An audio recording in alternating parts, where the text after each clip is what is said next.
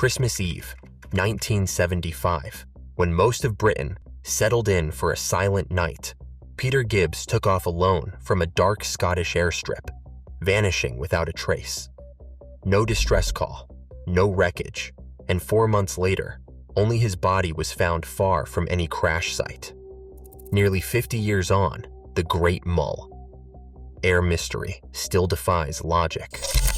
What really happened in those final minutes? Peter Gibbs was not a novice at the controls. At 54, he had spent his younger years as a Royal Air Force fighter pilot, logging hours in night skies during World War II. After leaving the service, he built a career as a concert violinist, then shifted to property development. By December 1975, Gibbs was scouting hotel investments on the Isle of Mull, accompanied by his girlfriend, Felicity Granger. They arrived days before Christmas and checked into the Glenforsa Hotel, which sat beside a narrow grass airstrip. The aircraft he flew was a red and white Cessna F-150H, registration G AVTN. Gibbs had only purchased the plane a few months earlier. The Cessna was a modest, single-engine model, reliable for short hops between remote Scottish islands. On a full tank, its range reached roughly 300 miles. But this particular aircraft was not equipped for night flying. There were no instrument landing systems, no onboard lighting for night circuits, and the Glenforsa airstrip itself had no runway lights at all. Gibbs' decision to fly that night defied standard precautions. He left behind his prescribed spectacles, essential for clear vision in low light. Some reports suggest his pilot's license had lapsed, though he was known for his confidence in the cockpit. He had flown with Felicity to Skye and back earlier that same day. But this late-night solo flight was unscheduled, with no formal flight plan filed. As Christmas Eve deepened, Gibbs prepared his Cessna for takeoff, relying on experience, not equipment, to guide him through the darkness. Felicity Granger stood at the end of the Glenforsa airstrip, gripped by the cold and darkness, holding 2 powerful torches borrowed from the hotel. She swept their beams back and forth, hoping to guide Peter Gibbs home through the blackness. Nearby, David and Pauline Howitt watched from the hotel, straining to make sense of the scene. They later recalled seeing the torches move apart, almost as if 2 people were signaling from different spots. Granger insisted she managed both lights herself, but the Howitts account left a lingering question. Was someone else present that night? As the Cessna's engine faded into the distance, silence fell over the airfield. No radio call crackled through. No lights reappeared on the horizon. The minutes stretched on with no sign of the plane. Granger waited, then hurried to the hotel to alert the staff. If you want more stories like this, like and subscribe. Your support helps us investigate the stories that still need answers. Within half an hour, concern turned to alarm. The Howitts contacted authorities, and a search began almost immediately. Volunteers grabbed flashlights and combed the grass strip, scanning the tree line and shoreline for any trace of the aircraft.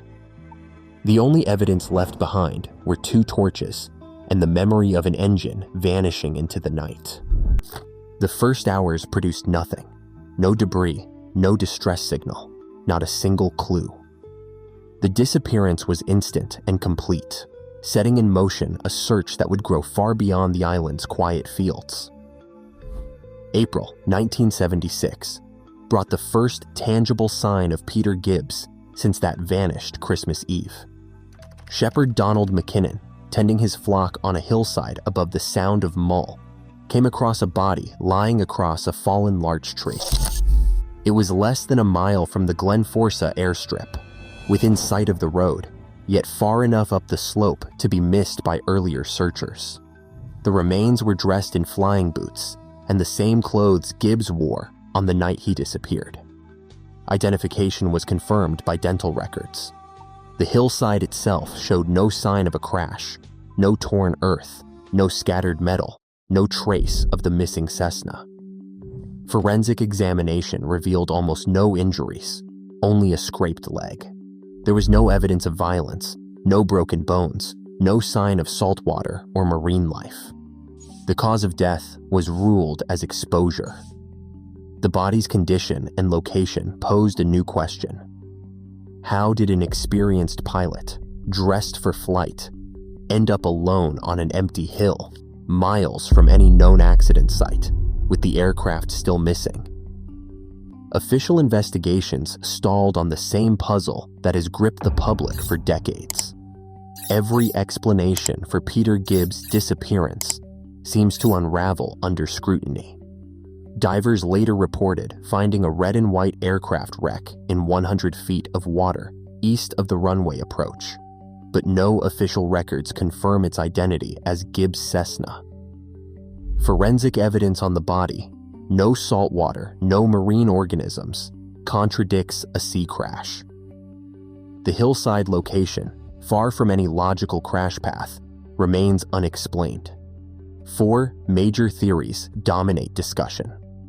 First, controlled flight into terrain, yet no wreckage on land. Second, a sea ditching with the body carried ashore, defied by the body's dry condition and the uphill location. Third, a mid-air emergency and bailout, impossible in a Cessna without a parachute. Fourth, foul play or body dumping, suggested by conflicting torch accounts, but unsupported by forensic or witness evidence. Each theory answers some questions, but none resolve the central contradiction: a vanished plane and a pilot found alone, on foot, with no path between. In a world of constant tracking, true vanishing feels impossible, yet some mysteries still outpace our technology. The unknown endures. Sometimes, absence is the only evidence we are left to question.